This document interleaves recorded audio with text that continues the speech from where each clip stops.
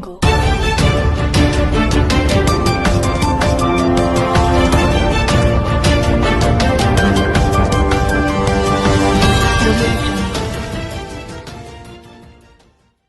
शिलाई में चरस और बहाल चूरा पोस्ट की बड़ी खेप हुई बरामद। जिला सिरमौर में डेंगू से अब 36 वर्षीय महिला की गई जान। 62वीं राष्ट्रीय ओपन एथलेटिक्स में चंबा की बेटी सीमा ने जीता रजत पदक। 14 दिन की न्यायिक हिरासत में भेजे 32 आरोपी। उप मुख्यमंत्री के साथ निजी बस ऑपरेटर संघ की बैठक। त्योहारी सीजन में गरीब की पहुंच से दूर हुई डालें। 15 अक्टूबर को पंजाब टैक्सी यूनियन नहीं करेगी हिमाचल की सीमाएं सील। 7 वर्षों से सरकारों के दर चक्कर काटने पर भी नहीं पूरी हुई मांग। पंजाब की टैक्सी यूनियन अब 15 अक्टूबर को पंजाब की सीमाएं सील नहीं करेंगे। शुक्रवार को सचिवालय में डिप्टी सीएम मुकेश अग्निहोत्री ने आजाद टैक्सी यूनियन के प्रतिनिधियों के बीच बैठक हुई, जिसमें यूनियन ने टेम्पो ट्रैवलर पर लगाए गए टैक्स लगाने के फैसले को वापस लेने की मांग की है। ट्रांसपोर्ट्स के डिफरेंट यूनियंस आई हुई थी। एक तो वो लोग हैं जो कि कॉन्ट्रैक्ट पे बसेस चलाते हैं और हिमाचल लेके आते हैं, और एक वो लोग हैं जो कि स्टेज कैरियर की तरह चला रहे हैं कि बस को वो जो है बुक नहीं करते हैं। एक तो है कि बुक करते हैं, वो बस हिमाचल में लेके आ गए। एक ये है कि वो जो है HRTC की तरह सवारियाँ उठाते हैं, तो सवारियाँ नहीं वो उठा सकते। उससे जो है वो दिल्ली में बस के आगे लगा देंगे, यहाँ पे कभी कोई करनाल रोक देगा, कभी कुरुक्षेत्र से भर लेगा, कभी चंडीगढ़ से भर लेगा, कोई ऐसे जो स्टेज कैरियर चला रहे हैं। जो मसला है, जो लोग स्टेज कैरियर की तरह बसेस को चला रहे हैं, उन पे हिमाचल प्रदेश सरकार को एतराज़ है। हम जो तो कॉन्ट्रैक्ट कैरियर चलाते हैं, जो कि बस बुक करके लाए, टेम्पो बुक करके लाए, वो आए और चले गए, वो अलग बात थी। लेकिन चलो सारे सबके रिप्रेजेंटेटिव आज आए हुए थे, तो जो हम तो सरकार क्यों इन्होंने सरकार को रिप्रेजेंट किया है, और टैक्स को स्ट्रक्चर को हम कम करने जा रहे हैं कि वो कहते हैं कि ये ज़्यादा है, और आप हम टूरिस्ट स्टेट है, और यहाँ पे होटल्स हैं और दूसरी इंडस्ट्री है, उस पर लिए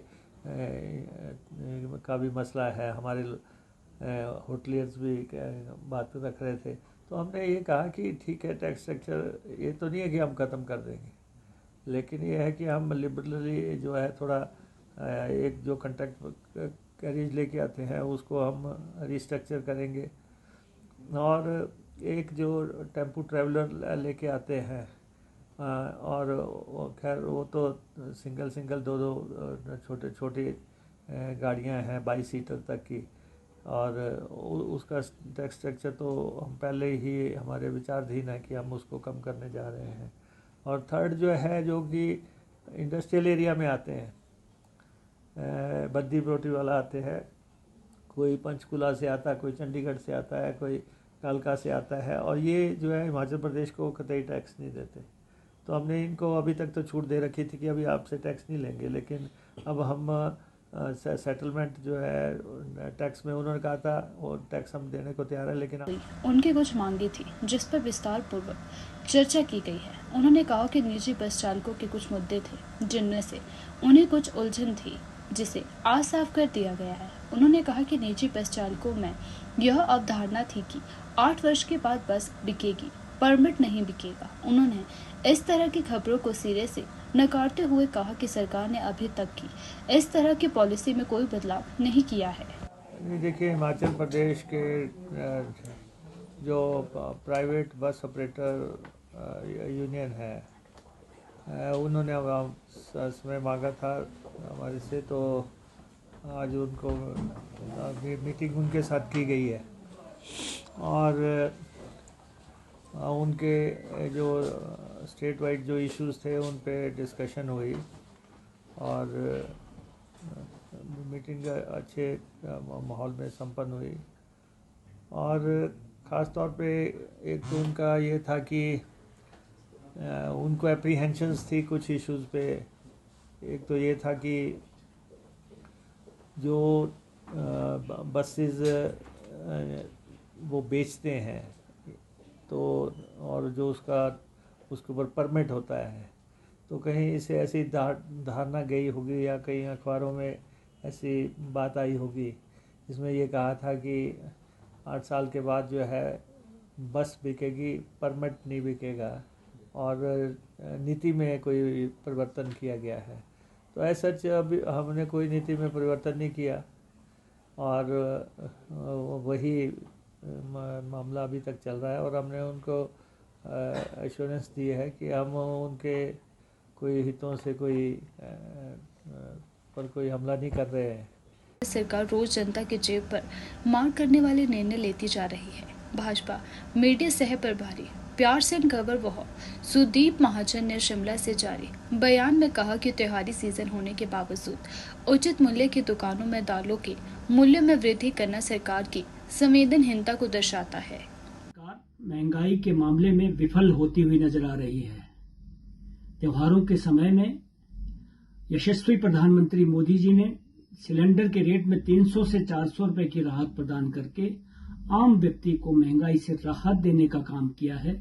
वहीं प्रदेश सरकार ने, जब से प्रदेश सरकार आई है तब से डीजल के रेट की बढ़ोतरी हो, चाहे डिपुओं में राशन के दाम की बढ़ोतरी का विषय हो, चाहे आम जनमानस को राहत देने की बात हो, प्रदेश सरकार पूरी तरह से विफल हुई है। मैं फिर से निवेदन करना चाहूंगा, जिस प्रकार प्रदेश में पूर्व सरकार में माननीय जयराम जी की सरकार में जनता को राहत देने के लिए विशेष कदम उठाए गए थे, डीजल के वैट में कमी की गई थी और राशन के दामों पर पूरी तरह से नियंत्रण था, मगर इस सरकार इससे विमुख है। मेरा सरकार से निवेदन है कि जनता को राहत प्रदान करने के लिए डीजल के वैट में कमी करे और राशन के दामों में सब्सिडी प्रदान करके जनता को राहत देने का काम करें, यही अपेक्षा है। शिमला में प्रशिक्षक बेरोजगार शारीरिक शिक्षा संघ हिमाचल प्रदेश के प्रतिनिधि पहुंचे। प्रशिक्षक बेरोजगार शारीरिक शिक्षक संघ हिमाचल प्रदेश लंबे समय से उन्हें ऐसे में उन्होंने अब चेतावनी देते हुए सरकार को 2 महीने का समय दिया है, अन्यथा कोई ठोस कदम अपनाने की बात भी कही है। आरएमपी रूल में छूट देने की मांग कर रही है। इसी मांग को लेकर शुक्रवार को पीटीआई संघ के प्रतिनिधि प्रदेश सचिवालय पहुंचे और शिक्षा मंत्री से मुलाकात की। इस दौरान संघ के प्रतिनिधियों ने कहा कि वह लगातार पिछले कई सालों से अपनी मांगों को लेकर मिल रहे हैं, लेकिन उन्हें केवल आश्वासन मिल रहा है। मैं पप्पू भाटिया सीबीटी पीटीआई प्रदेश अध्यक्ष डिस्ट्रिक्ट मंडी से हूँ। आज हम लोग शिक्षा मंत्री जी से मिले। हम लोगों का एक ही मुद्दा है, हम 6-7 सालों से मिलते आ रहे हैं। हम लोग चाहते हैं कि हमें आरएमपी रूल में छूट दी जाए। आरएमपी रूल जो 2011 में अमेंड किए गए थे, उसमें हम लोगों ने जो है हमारी ट्रेनिंग पीटीआई की वो 2011 से पहले की है। सिर्फ एससीबीटी में काफ़ी ट्रेड थे जिसमें सिर्फ पीटीआई को छोड़ के बाकी सभी एलिजिबल है, सिर्फ पीटीआई एलिजिबल नहीं है। तो हम सरकार से यही उम्मीद करते हैं कि हम लोगों को आरएमपी रूल में छूट दी जाए। जब भी हम लोग सरकार से मिलते हैं सिर्फ हम लोगों को आश्वासन ही मिल रहा है, तो हम सरकार से यही उम्मीद लगाए बैठे हैं कि हम लोगों को एलिजिबल किया जाए, नहीं तो हमें कोई ठोस कदम उठाने पर मजबूर ना करे सरकार। क्योंकि हम लोग 7 साल से कंटिन्यू सरकार से मिलते आ रहे हैं, उसमें सिर्फ हम लोगों को आज तक आश्वासन ही मिलता रहा और सरकार ने ही हम लोगों को ट्रेनिंग करवाई है। और मैं आपके माध्यम से कहना चाहूँगा, नहीं तो हम सरकार के समक्ष ही अपनी जो हमारे डिप्लोमे हैं उनको सरकार के समक्ष ही रख देंगे, नहीं तो हम लोगों को डिप्लोमों का कोई फ़ायदा नहीं मिल रहा है। हमारा जो डिप्लोमा था वो तकनीकी शिक्षा बोर्ड से मिला था, उसमें ऐसा नहीं है कि किसी और प्राइवेट सेक्टर से हम लोगों ने ट्रेनिंग करवाई थी, ये सरकार ने हमें ट्रेनिंग करवाई थी। पार्वती घाटी में नशे के कीले पर हुई पुलिस की चढ़ाई में पकड़े 34 लोगों को मनाली कोर्ट में पेश किया गया, जहां 32 आरोपियों को 14 दिन के न्यायिक हिरासत और 2 को पुलिस रिमांड पर भेजा गया है। नशे का असली सौदागर कौन है, पुलिस अब इसका भी पता लगाने में जुट गई है। पार्वती घाटी में नशे के खिलाफ हुई कुल्लू पुलिस की सर्जिकल स्ट्राइक में 6 मामले दर्ज किए गए हैं। इनमें 5 किलो 719 ग्राम चरस और 110 किलो से अधिक भांग का बीज पकड़ा गया है। इसके अलावा मौके से 91,000 रुपए भी बरामद किए गए हैं। पुलिस की तफ्तीश में 235 बीघा से 2,83,000 पौधे नष्ट किए गए। एसपी कुल्लू साक्षी वर्मा ने कहा कि कोर्ट ने 32 आरोपियों को न्यायिक हिरासत पर भेजा है, जबकि 2 को पुलिस रिमांड पर भेज दिया गया है। सीमा ने 10,000 मीटर दौड़ में स्वर्ण पदक जीतने के बाद अब सिल्वर मेडल जीता है। बता दें कि यह पदक सीमा ने बेंगलुरु के श्री कटीरा रावा आउटडोर स्टेडियम में चल रही 62वीं राष्ट्रीय ओपन एथलेटिक्स में अब 5,000 मीटर की दौड़ में हासिल किया है। इससे पहले भी सीमा राष्ट्रीय और अंतर्राष्ट्रीय स्तर पर कई पदक जीत चुकी है। सीमा का लक्ष्य वर्ष 2024 में पेरिस ओलंपिक में भाग लेना है। सीमा ने अपने खेल स्टाफ का आभार जताया है। बता दें कि यह 62वीं राष्ट्रीय ओपन एथलेटिक्स 11 अक्टूबर से शुरू हुई है और 15 अक्टूबर को समाप्त हो जाएगी। कम होने का नाम नहीं ले रही है। बता दें कि बीते 11 अक्टूबर को नाहन में एक युवक की डेंगू की चपेट में आने से मौत हो गई थी। वहीं अब आज एक और नया मौत का मामला सामने आया है। सिरमौर में डेंगू के चलते अब तक 2 लोगों की मौत हो चुकी है।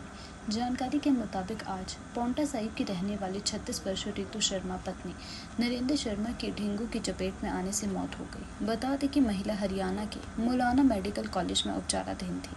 3 से 4 दिन पहले रितु को बीमार हालत में अस्पताल लाया गया, जहां जांच में पता चला कि रितु को डेंगू हो गया है। रितु का पहले जुनेजा अस्पताल और फिर साई अस्पताल में उपचार करवाया गया, लेकिन हालत नाजुक देखते हुए उसे हरियाणा के पास मौलाना मेडिकल कॉलेज में भर्ती करवाया गया। डॉक्टर के द्वारा रितु का आपात स्थिति में इलाज किया जा रहा था, मगर तमाम कोशिशों के बाद भी वह रिकवर नहीं हो पाई। आज रितु ने दम तोड़ दिया। बता दें कि रितु के अपने पीछे 2 बेटियां और एक मासूम बेटा छोड़ गई है।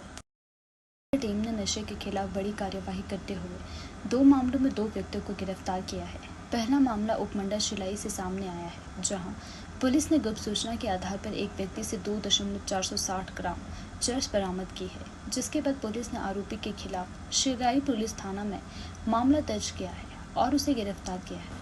आरोपी की पहचान विनोद के रूप में हुई है। वहीं दूसरा मामला पांवटा साहिब उपमंडल का है। बता दें कि पुलिस ने बैरियर के पास नाकाबंदी कर रखी थी, जिस दौरान केले से लदा एक ट्रक को तलाशी के लिए रोका गया। तलाशी लेने पर पुलिस को ट्रक से 1.317 किलोग्राम चूरा पोस्ट बरामद हुआ, जिसके बाद आरोपी को गिरफ्तार किया गया। आरोपी की पहचान 38 वर्षीय गुलखान पुत्र स्वर्गीय जग्गी निवासी गांव वह डाकघर माजरा पांवटा साहिब के रूप में हुई है। डीएसपी मानविंदर ठाकुर द्वारा मामले की पुष्टि की गई है।